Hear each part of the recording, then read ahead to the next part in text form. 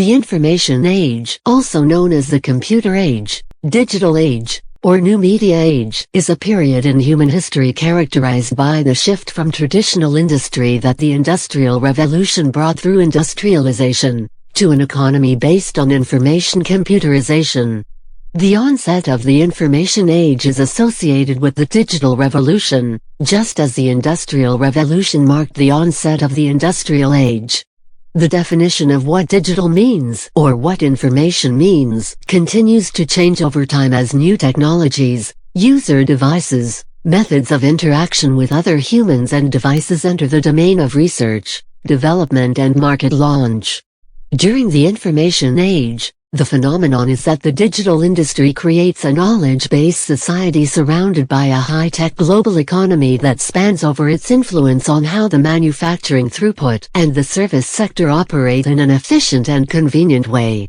In a commercialized society, the information industry is able to allow individuals to explore their personalized needs, therefore simplifying the procedure of making decisions for transactions and significantly lowering costs for both the producers and buyers.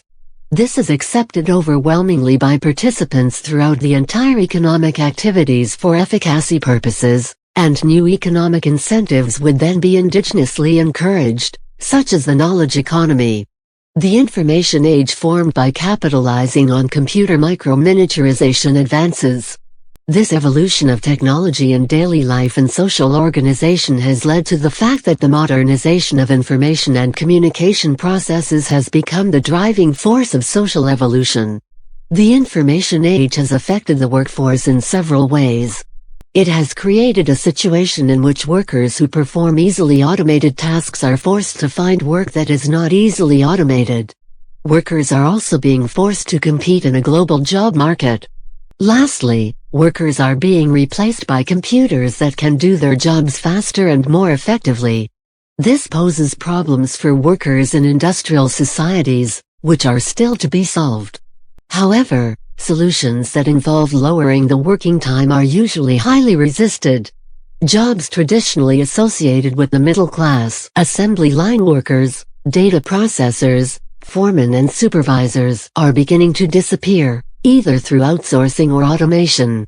Individuals who lose their jobs must either move up, joining a group of mind workers, engineers, doctors, attorneys, teachers, scientists, professors, executives, journalists, consultants, or settle for low-skill, low-wage service jobs.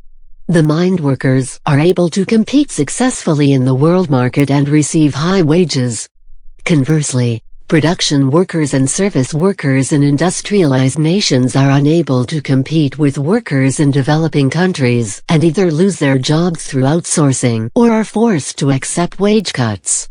In addition, the Internet makes it possible for workers in developing countries to provide in-person services and compete directly with their counterparts in other nations. This has had several major consequences, including increased opportunity in developing countries and the globalization of the workforce. Workers in developing countries have a competitive advantage that translates into increased opportunities and higher wages. The full impact on the workforce in developing countries is complex and has downsides. See discussion in section on globalization.